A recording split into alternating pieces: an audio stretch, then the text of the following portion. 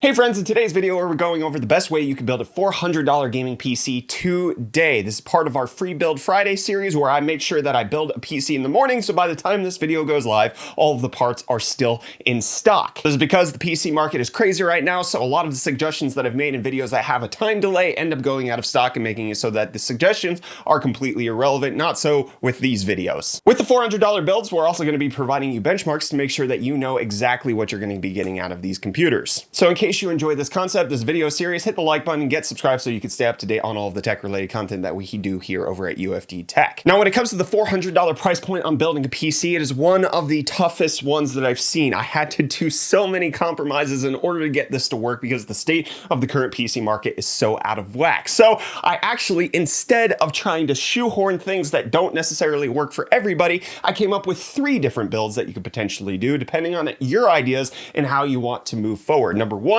is what I think is the best all-around system you can build for $400. Number 2 is the best GPU build you can do for $400. And then number 3 is the best brand new build you could do for $400, because this $400 price point actually forces us to go on eBay to find PC parts, because otherwise you're going to blow your budget just on a simple CPU. Everything is insane. So I had to cut things really close on certain parts. I had to cut things in a weird way on other parts, but the best part is that with today's video sponsor, you don't have to be cut weird as a human. My friends, today's Free Build Friday is brought to you by Manscaped.com. Manscaped is my favorite men's brand for grooming and hygiene, and they just released their new Weed Whacker nose and ear hair trimmer as part of their new offer called the Performance Package.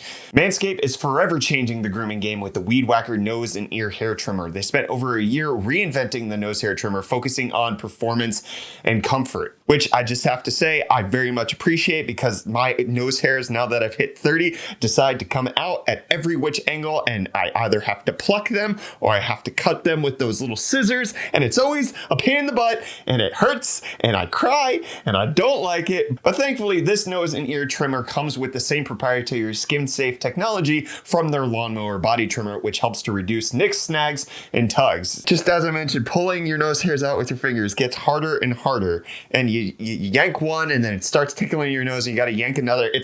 Anyways, you don't have to deal with that anymore, because the premium Manscaped Weed Whacker uses a powerful 9,000 RPM motor with a 360-degree rotary dual blade system to safely whack your weeds. It uses an intelligently contoured design that features 23-degree angle, which matches the natural ergonomics of your nose. Plus, it's water resistant, which makes it easy for wet or dry operation and easy cleaning, or if you just want to snot rocket all over it, I suppose. It's the only nose hair trimmer on the market with a cordless rechargeable lithium-ion battery that lasts up to 90 minutes of use. I personally don't need 90 minutes of use, but if you got a forest up in there, great. So it's time to upgrade your Manscaped routine with the Weed Whacker. Simply go to manscaped.com/UFD to get 20% off and free shipping instantly. No promo code needed, and it's the perfect time for Valentine's Day. Clean that up, because you don't want to be having dinner with your significant other and then one of them falls out. It's not good. So go to manscaped.com/UFD, save 20%, my friends. So as I mentioned, we're going over 3 different PC builds at the $400 price point. The first one is actually going to seem kind of weird, because we're going to start off with an i5-4460. This is a $45 processor that you can find on eBay right now. And fun fact, was actually the first processor that was ever featured here on the channel. You can check out our first video right up there where I built a mini ITX PC with this chip. But the i5-4460 is going to give you 4 cores and 4 threads and still be good enough to play modern games, and we'll go over the benchmarks in a second. It is by no means the fastest chip in the world, but at $45 or $50, depending on the seller that you're going to purchase it from, it actually does pack quite a punch and actually still is going to be competitive, especially at the price point you're looking at. We have to get a motherboard for that, which puts us as the Asus B85M. It's a micro ATX, comes in at $60, and unfortunately, with all of the PC building that's going on right now, the thing that I have noticed is that motherboards are going to cost you about $60, whether they're brand new, they're used, or what have you. So a B85 that came out years ago is still going to cost you $60, and there's no way of shaking that bacon. But we can shake the bacon on the DDR3 RAM that we need. This is helping us to drop the price point so that we have a better all-around system. This 8GB kit, 1600 megahertz, CL9 at $28. The Sniper RAM from G-Skill is definitely going to do the job for what you need, and is about the price point that you could expect to pay if you want 8 gigabytes. Now, all of that compromise was so that we could fit get in a relatively okay priced GPU, and that's going to be this MSI RX 550 4GB. It's coming in at $100, but that's unfortunately where they are right now. For $100, the best you're really going to do is an RX 550 at this moment, which seems really, really sad because it used to be that we could get RX 570s brand new at that price, but given the state of the GPU market, that's just where we lie. Now, the rest of the build is stuff that I actually went new on because it just makes more sense to buy things new with these things, like the SSD. Buying a used SSD doesn't make a whole lot of sense. We're going with this SU800 from ADATA, $52.99 after that $5 coupon means that you have enough room to store all of the games you're looking to play. Fortnite, COD Warzone, 512 gigs is going to be more than enough for that. We're going to have a 500 watt power supply so that you have room for upgrading down the line in case you want to get a beefier GPU.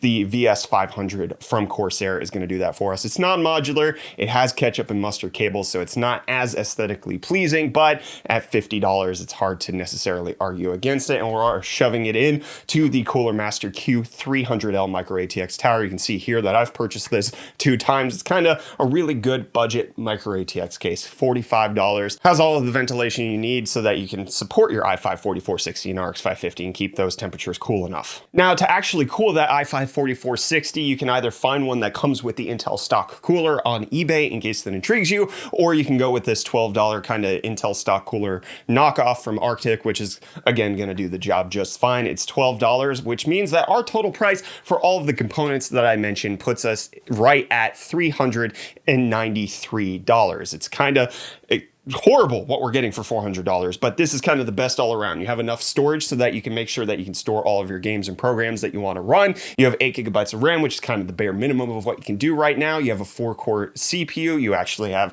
a dedicated graphics card that can actually play video games, and you have an okay system to kind of upgrade into later on down the line when PC parts become more available. And we'll leave a link in the video description where somebody compared an i5 3470 with an RX 550. So it's a little slower than the system that I'm recommending, but it does a good job at kind of showing you what you can get. So Sekiro, Shadows Die Twice, you can see they're averaging right around the 30 FPS mark. In other games, they can get up to 60 FPS depending on the resolution and settings that you want. 1080p, very low is kind of where you're going to be with this system. Maybe 720p medium, you could get much better looking visuals there. So that's the best overall PC build that you could do for $400. Now let's move on to the best GPU build that you could do. We're going with a Dell Optiplex as the base. This 3020 with an i5 4570 and 8 gigabytes of RAM is going to be the very base of the PC. This is going to house everything that we need, so we got to make sure that we're getting a good deal on it, and at $81.80, that leaves a lot of room for upgrading more stuff. Part of that upgrading process means that you need to have a new power adapter for that, so this 24-pin to 8-pin ATX power supply adapter for the Dell Optiplex is going to have to be added on to the cost of $13, but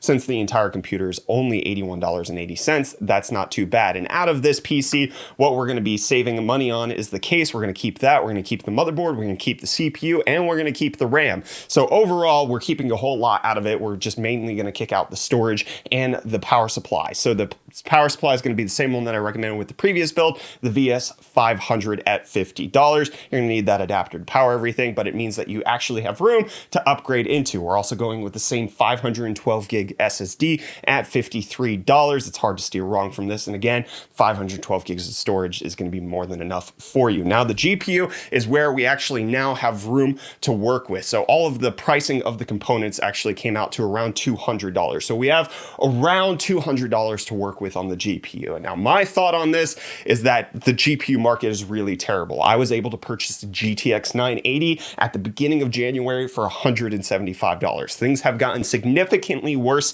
since then, and a GTX 980 is going to cost you in the region of $220 to $250. A GTX 1060 is going to cost you in that same region. So the best GPU you're really going to find under $200 right now, in my opinion, is the GTX 970. There are several versions, as you can see right here, that you can get for that $175 to $180 price point, which will put us in at $380 to $390 when the PC is totally consumed as far as the build. So this would be my best suggestion if you want to get maximum graphics horsepower out of your $400. Dell Optiplex plus a dedicated GPU. And in case you want to make your Dell Optiplex look a little bit better, I would suggest checking out this video by Zach's Tech Turf, where he actually modded his Dell Optiplex to look a little bit better after everything was said and done. You can see that. We'll leave a link in the video description, or you can check the card in the top right-hand corner. Now, as far as benchmarks, this is performing way better than the previous system. You're getting over 100 FPS on a lot of the modern titles that you could potentially want to see. We'll leave links in the video description in case you want to actually see more of those benchmarks. But even Cyberpunk 2077 can become playable with the GTX 970, whereas the RX 550 is definitely going to struggle. But with previous builds that I've done, I've heard a lot of people complaining about not necessarily wanting to go with used PC parts. The risk of them dying or being DOA when they actually receive them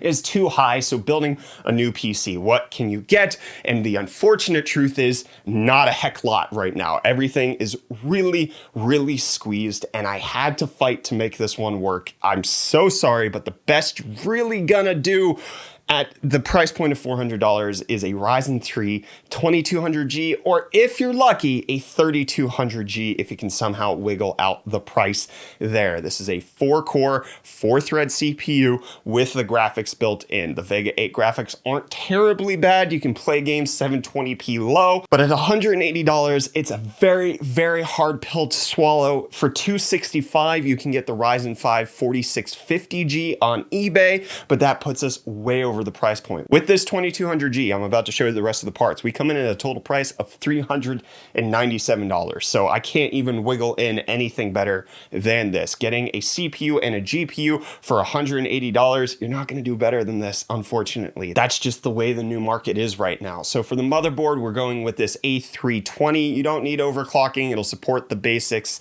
You don't need the graphics card slot, but it's $55, which helps to save money for us. We also had to save money on the RAM in order to even get this price point down. $40 of an 8 gig kit with 2666 megahertz. This is Gen 1 Ryzen, so memory support's not as good. 2666 is actually going to be okay for the 2200G. So it's $40. But that's a compromise that you have to make there. Then we also had to compromise on the storage. Instead of getting a 512 gig SSD like we did with the previous two builds, we had to go with 256 for this one in order to knock the price on the SSD down to $33. Because again, as I mentioned, we only have $3 wiggle room. Then we also dropped the power supply to the CV450, which is $45. This is going to be enough for you to upgrade into potentially later on, but still not break the bank right now. Just a step lower. And then we're also going to go with the Cooler Masterbox Q300L. There's several different options that you can go with. You could potentially get a DIY PC case from Newegg, but going cheaper than $40 is actually kind of difficult. So this is the best that I could suggest to you. So Ryzen 3 2200G, you can check out the video that we'll leave link in the video description where somebody did the benchmarks of the 2200G in 12 of the latest games so that you can get an understanding of performance, but it's essentially going to be 720p low in case you want to break 30 FPS, as you can kind of see here, or average 30 FPS rather. So those are my 3 PC builds for $400. The market is incredibly rough out there right now, my friends, and I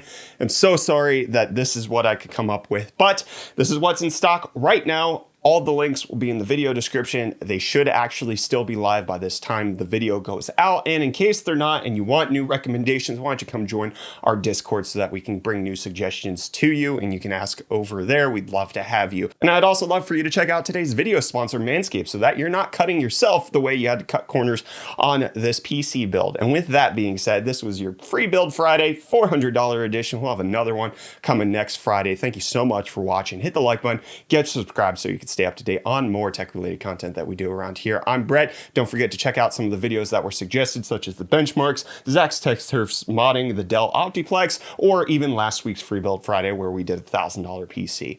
So I'll catch you in the next one, my friends. Cheers.